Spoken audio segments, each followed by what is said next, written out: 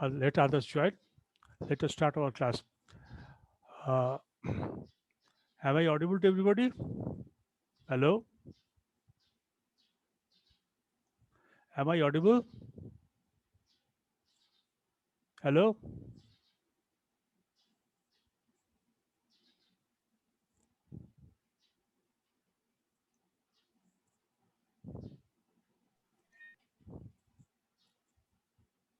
Hello? Am I audible?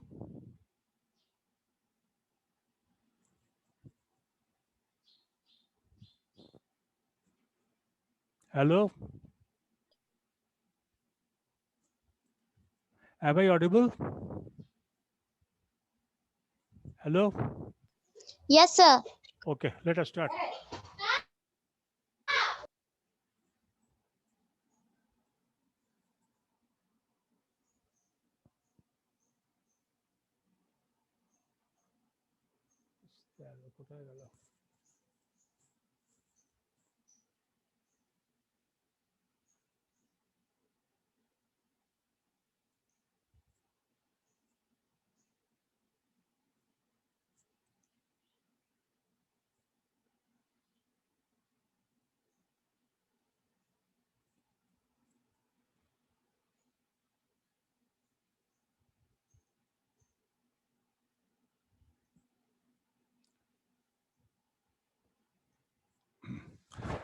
Let us start our classes from the principal stress itself. What we have here, yesterday I have discussed Cauchy's theorem once again because it is it is being used everywhere. Actually, it is being used everywhere. So this is the Cauchy's theorem. You know what is Tx, what is Ty, Tz. It is the components of a external force T, which is working parallel to the axis. Uh, External force T working parallel to the normal N, which is going to the particular point of consideration, that is on P, and its x component, y component, and z component is given like this.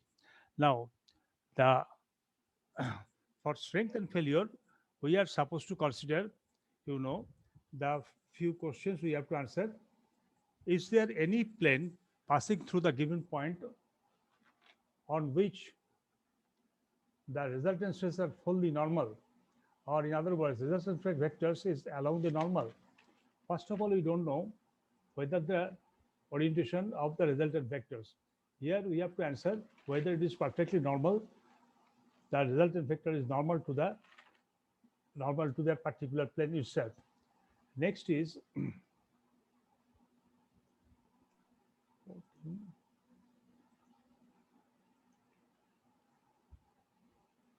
next question is, what is the plane on which the normal stresses is a minimum and what is the maximum? First of all, whether the resultant stress is normal or along the normal itself.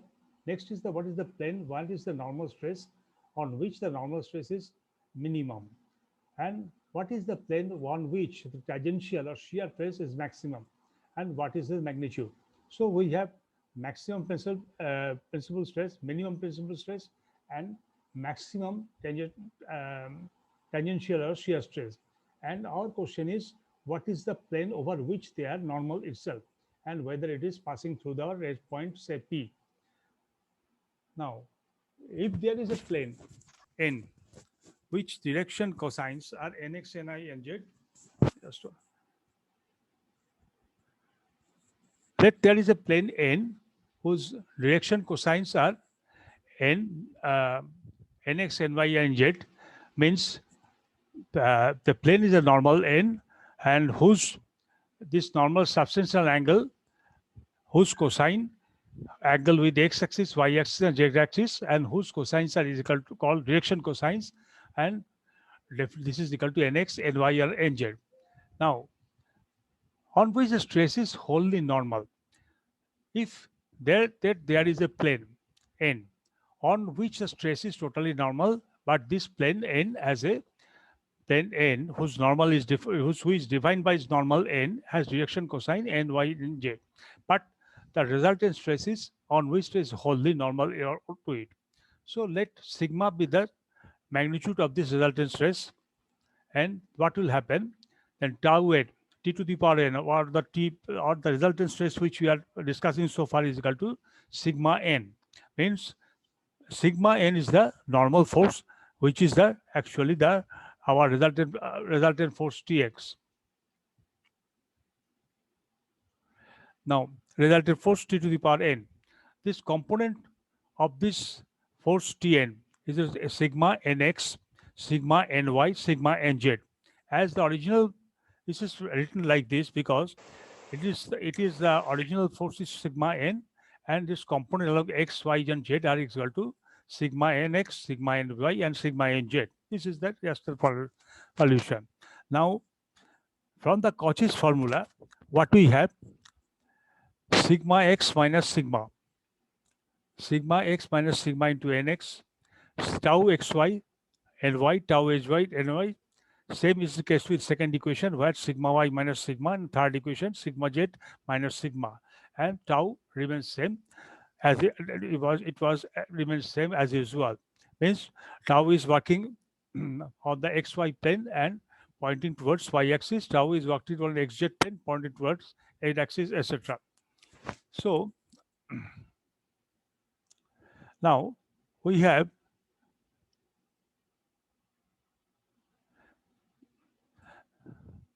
now here we have set the above set of equations in three simultaneous equations involving unknown ny, nz, nz. Means direction cosines are not known to us. We don't know if what is the cosine, what is the angle of the normal towards x, y, and z axis. Now, this direction cosines define the plane on which the resultant stress now it is sigma n is acting normal to it. The above set of equation is a set of homogeneous equation. This is called homogeneous equations, and its trivial solution is say nx, ny, and nz is equal to 0. Means trivial means the unimportant solution is nx, ny, nz is equal to 0. If all these nx, ny, and nz reaction cosines are 0, then this equation will definitely prevail. But we don't want it. This is not no use to us. So we have to find what can be the value of nx, ny, and nz, which can be different to the zero. So if we draw the matrix of this equation, matrix of this parameters of this equation, then it takes this particular form: sigma x minus sigma tau xy, tau xz, sigma tau xy, tau z, etc. All these things, all this coefficient comes into matrix, and if we solve it, then what will happen? If this and solve and a bit expand it, you will get a cubic equation of this shape, where sigma cube is equal to sigma x, sigma y plus sigma z, sigma square. So coefficient of sigma cube is 1, coefficient of sigma square is sigma x, and sigma plus sigma y plus sigma z. And so coefficient of sigma is sigma xy, sigma yz plus sigma zx minus tau x square, tau yz square, and tau zx square. And the other components which don't have any sigma, it's like this.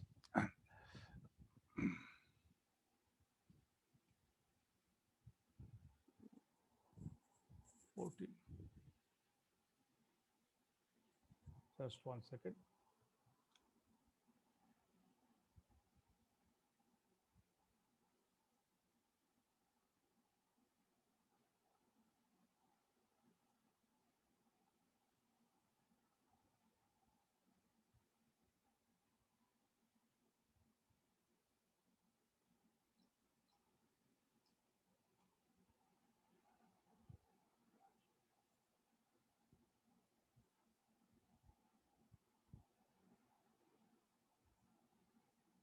Okay.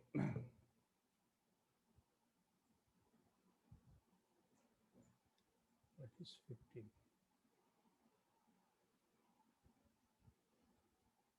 Now,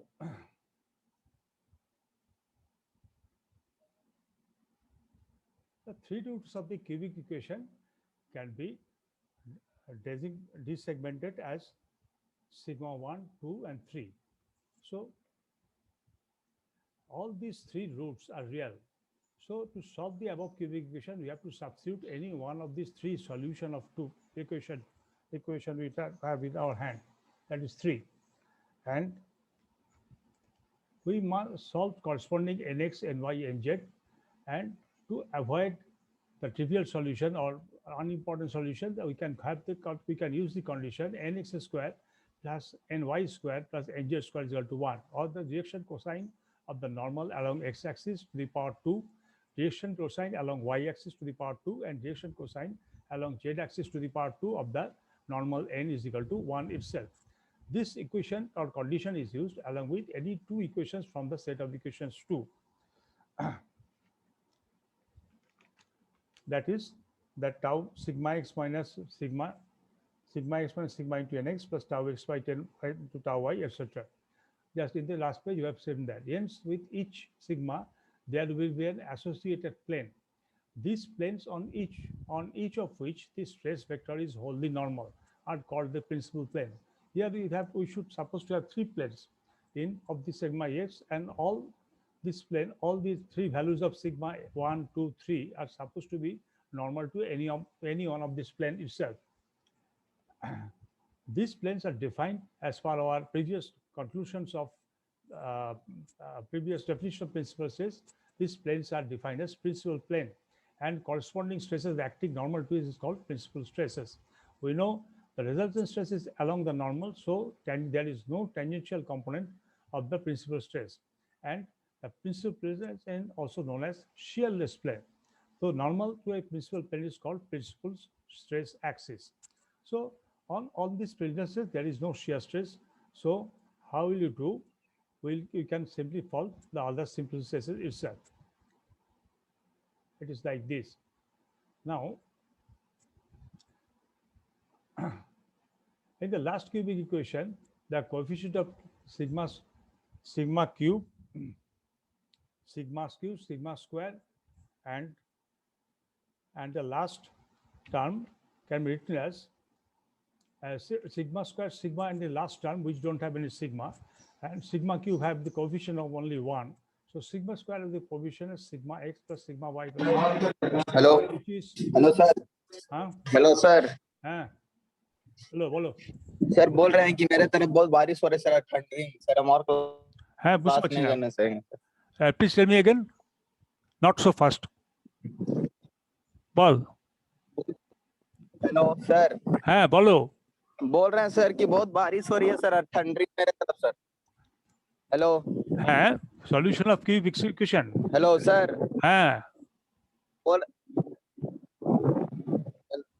बोल रहे sir हम class नहीं करने से आएंगे sir, बहुत ठंडी हो रही है सर मेरे तरफ। Whole day I can listen properly. You want to know what is the sir thunder हो रहा है। सर इधर बहुत ठंडर हो रहा है, इसीलिए क्लास नहीं कर पाएंगे हम। You have not done the earlier classes. Actually, what is going on here? This is the analysis of stresses.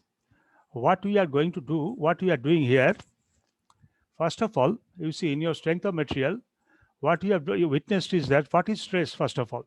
Say a particular prismatic bar of certain length and certain cross section, say round or square, whatever it may be, is subjected to a external load, say P, along its length, okay, longitudinal length.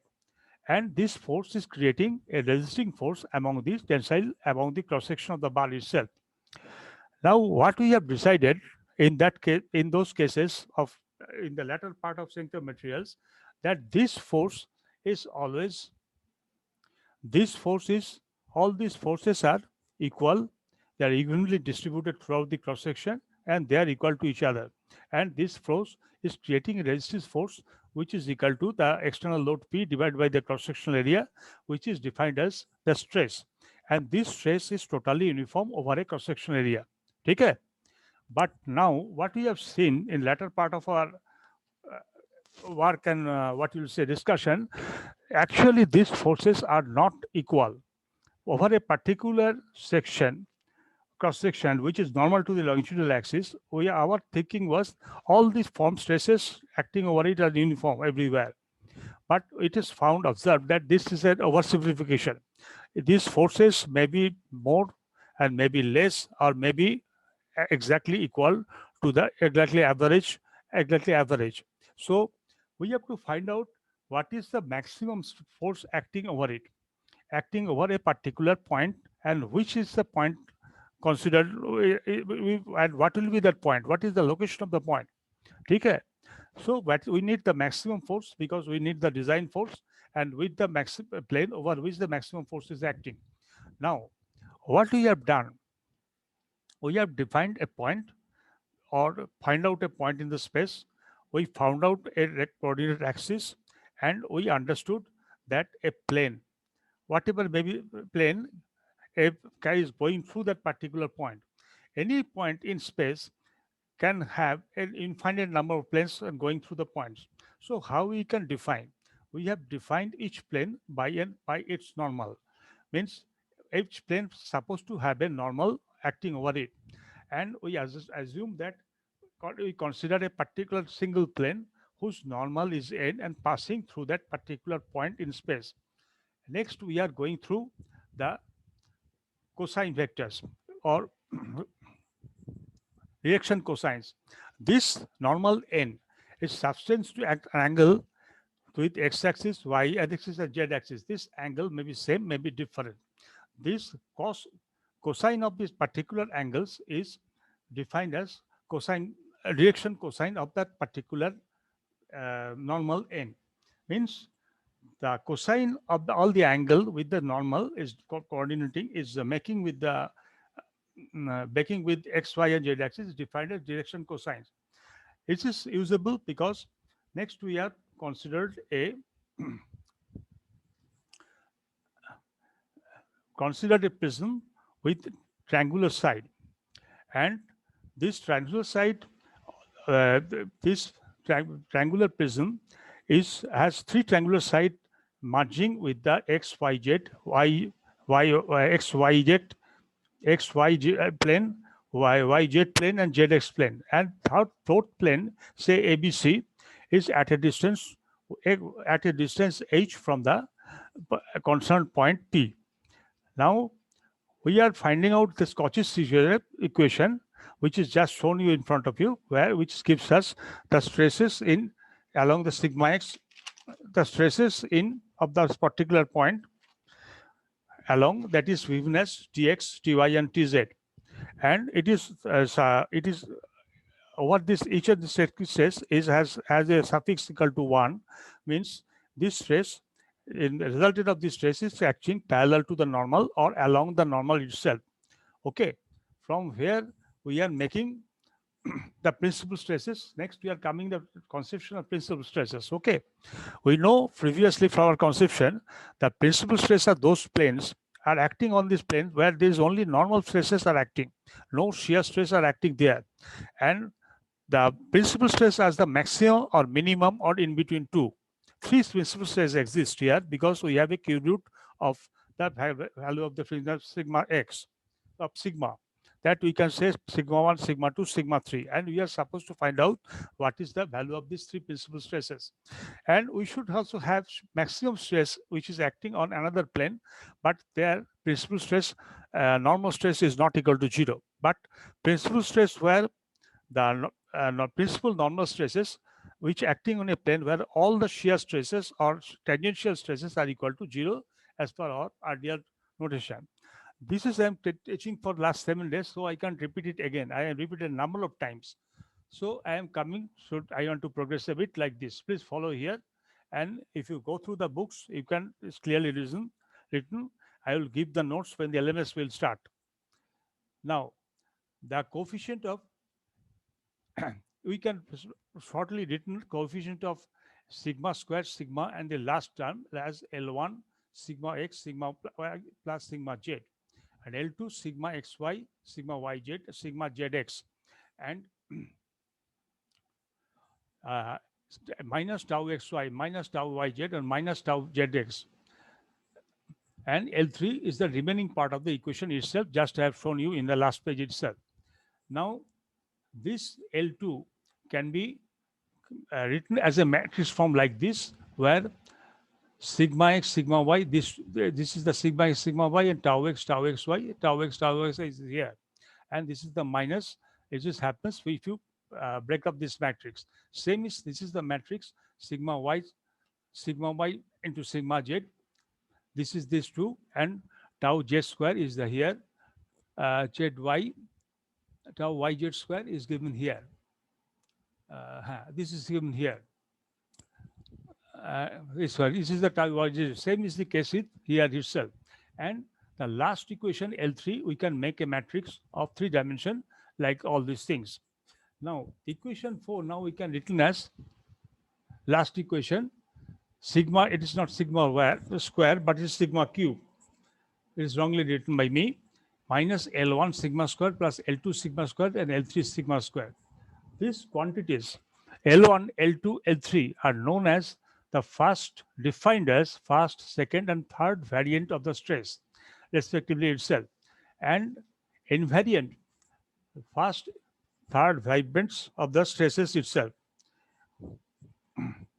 Actually, this invariants, variance is one whose values does not change when the frame of reference is changed, which means what is our frame of reference? So far it is x, y, and z axis.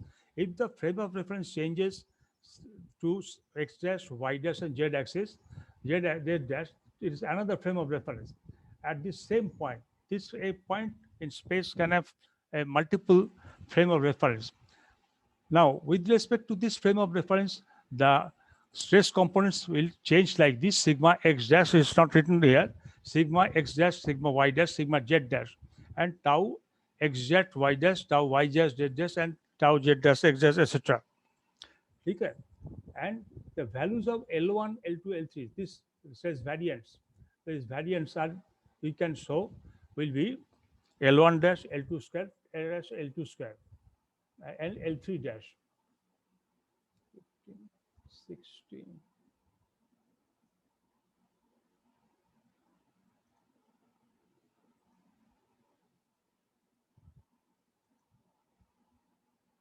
So, as per our last, as per our assumption, as per our equation, these variants are same.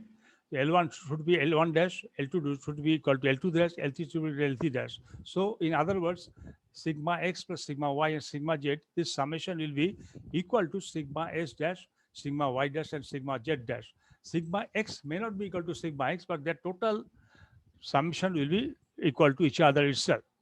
Now, the principal stress acting at a point depends only on the state of stress at that point itself and not on the frame of reference during the rectangular stress components. This is the definition which we have following here. That's why if x, y, and x dash, y dash, z are two orthogonal frames, means which are normal to each other in response to the points, the following cubic equation will be like this: sigma cube square L1, sigma minus L1 sigma square, sigma 2 sigma or L3, etc. And same equation sigma cube L dash, L2 dash, L3 dash, etc. But sigma is same. But as per this equation, the stress, rectangular stress component will not change, but L1, L dash, it can change, but it's some L1 value, total L1 value, L1 value of total L1 is equal to L1 dash, etc. So, and the coefficient of L square and sigma and the constant term in the equation will be equal. That's why L1, I've just told you, L1 is equal to L1 dash, L2 is equal to L2 dash, and L3 is equal to L3 dash itself. Now, in terms of the principal stress, the invariants are L1, L2, L3 like this. So L1 and L2 and L3 is always same, wherever the position of the sigma x or sigma y are like this. Now, what will happen? The principal planes are orthogonal itself, means they are perpendicular to each other. Now, the principal planes corresponding to a given state of stress at a point As per Cauchy's theorem, it will be Tn x and Tn x tx to the power n, ty to the power n, Tn to the power n. This is n is defines the normal n itself. As is the x component, y component, and z component. It is the given as per the coefficient theorem like this. But if there is another normal n dash with two principal planes over two principal planes, one has normal has n, another has normal n dash. The sigma 1 and sigma 2 are the two principal stresses, corresponding principal stresses. Then the projection of sigma 1 in direction of n dash is equal to the projection of sigma 2 in the direction of n. So this is multiplication of sigma 1 n dash equal to n and equal to sigma 2 n n dash. Otherwise, this orthogonality cannot be satisfied itself.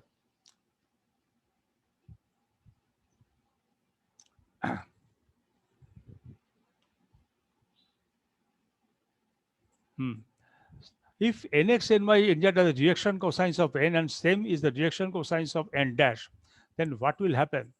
That expanding the above equation, this sigma 1 nx dash plus sigma y, these two equations here, where n dash is nx, ny, nz, and n dash is nx dash n y dash n dash z, and n is equal to nx, ny, nz. Thus, sigma 1 is equal to multiplication, individual multiplication of nx to nx dash and plus ny to ny dash and plus nz to nz dash, multiplied by sigma to satisfy this equation. And in the right side of the equation will be the same, but multiplied by sigma 2.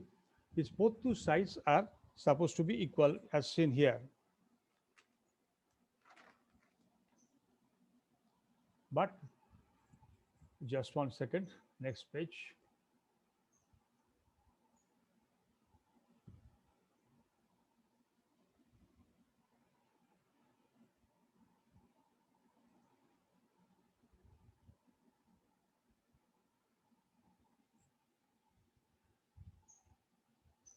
We have decided and proved, in fact, sigma 1 and sigma 2 cannot be equal. They may be high maximum, they may be minimum. Both cannot be maximum or both cannot be minimum. So only other way is possible is sigma x, to hold this equation is sigma, it is nx into nx dash plus ny into ny dash plus nz into nz dash is equal to 0.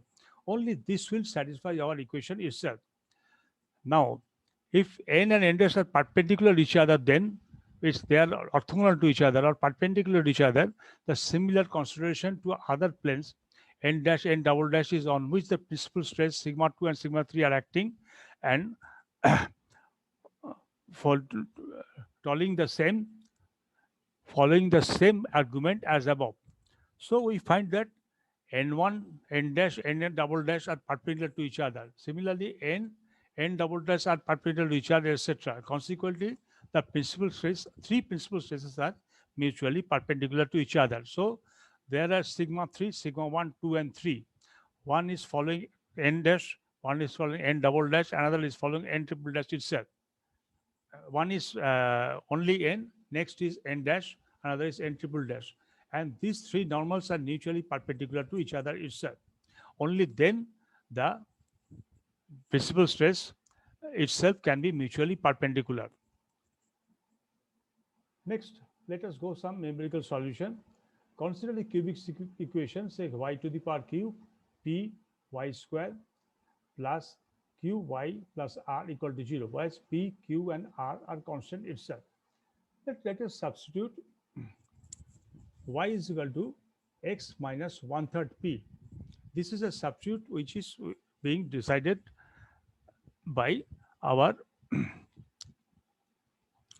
experts, which are solving this mathematical equation, and they put the value of x is equal to x minus 1/3 p, where p is one of the invariants itself.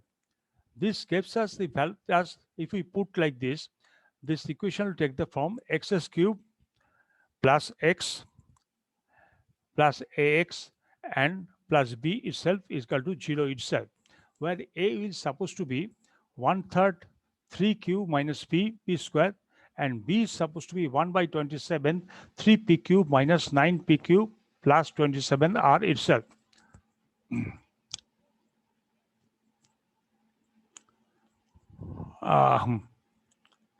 So this r is available here, q is available here, and p is available here. So if this term equation, the coefficients are known, then you can clearly have the terms a and b. And if we know, next put what is this, then put, after you know a and b, then cos phi is equal to minus b 2 to the 2 multiplied by minus a to the power cube by 27 to the power half itself. Determine, first you have to determine g, and then we have to determine the value of first determine phi, then you have to determine the value of g itself, which is equal to 2 into square root by a by 3. So many unknown equations are available here. From the known value of the p, coefficient of p, we get y1. If we put this value y1, y2, and y3 itself, so this cube root is thus formed, solved only when, if we calculate the value of g, calculate the value of phi from here, and calculate the value of p, which is already given. And you have to put them you have to calculate these two and put them together to get the 3 cubic solution of y itself. This is the method of solution the cube root equation given here itself. Now for a numerical problem,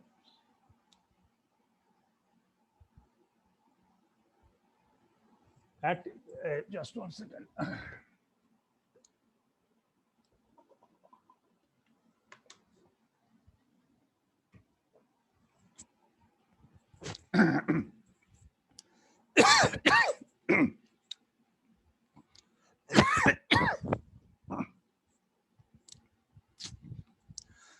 At a point P, the rectangular stress components are sigma x equal to 1,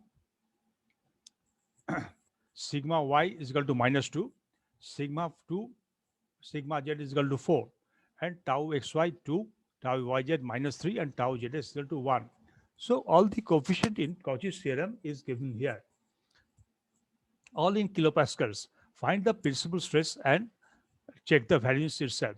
So as all these 3 components are given, we can totally put these components in the equation of L3 or L3 invariance, which is given as sigma x tau xy tau zx, tau xy sigma y tau zz, and tau zx tau yz plus zx, and put the value of sigma x, sigma y, sigma 2, z, etc. from here. This equation should take this shape. Say sigma y is minus 2, so minus 2 is here. Sigma z is 4, here is 4 is there. So tau yz minus 3, that is minus 3 here, and so we have this matrix here, and L1 is given as sigma x plus sigma y sigma z is all given 1, minus 2 plus 4, because sigma z is given as 4, so equal to 3, and L2 sigma x sigma y tau xy tau zx, tau xy and tau xy here. All these values are given, so we can make this equation, make this matrix, or we can also make this matrix here.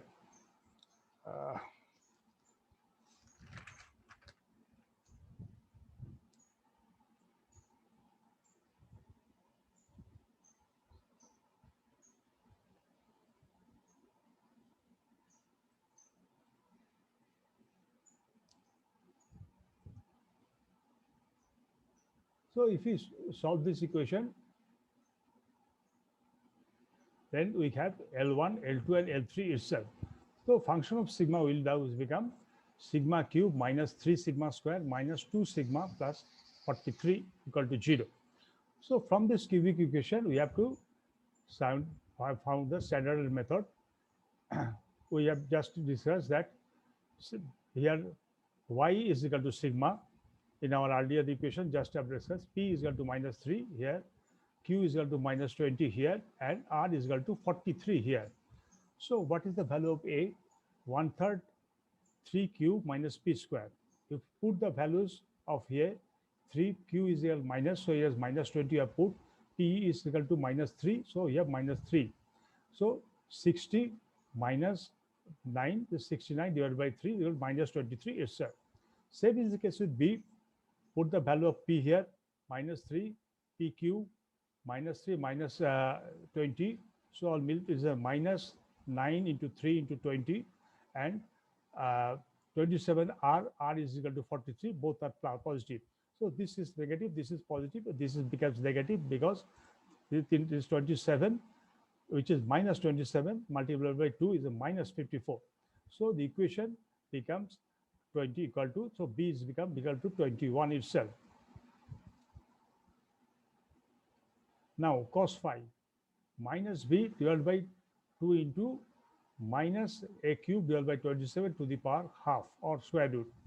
So if you put the value of b, we have calculated here, put the value of a, and if you simplify, it will have cos phi will be equal to minus 0.449 and phi become 119.34. Similarly, g, which is given as 2 into square root of minus a by 3. A is not calculated, so you put the value of a.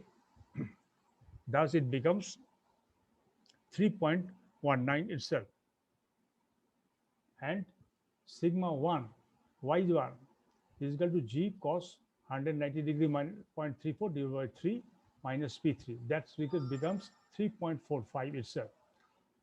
And sigma 2, if we put these respective values in the equations and like this, it will get minus 1.9, 1.99, and sigma 3 equal to 1.54 here.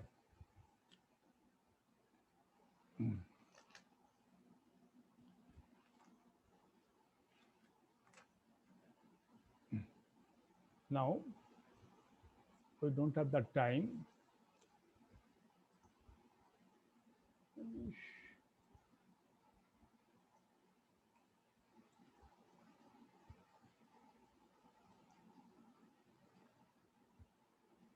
Now, renaming such that sigma 1 will be greater than equal to sigma 2 and greater than equal to sigma 3. So, thus sigma 1 is just we have calculated 3.45, sigma 2 calculated as 1. Sigma 3 is equal to 1.54 and sigma 3 equal to 1.99 itself. So, if we put all of them, sigma 2 minus 1.19, if we put all of them in the respective places, we'll have this value, and which is equal to 119 and 18.6. This is the value. This is the L1, L2, and L3 itself.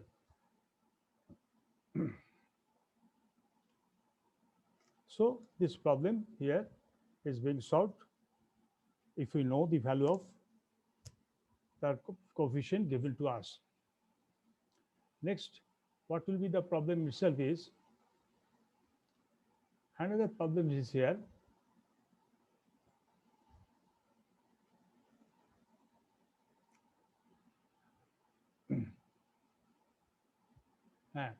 With respect to the point of frame of reference OXY, the following OXYZ is a frame of reference. The following stress exists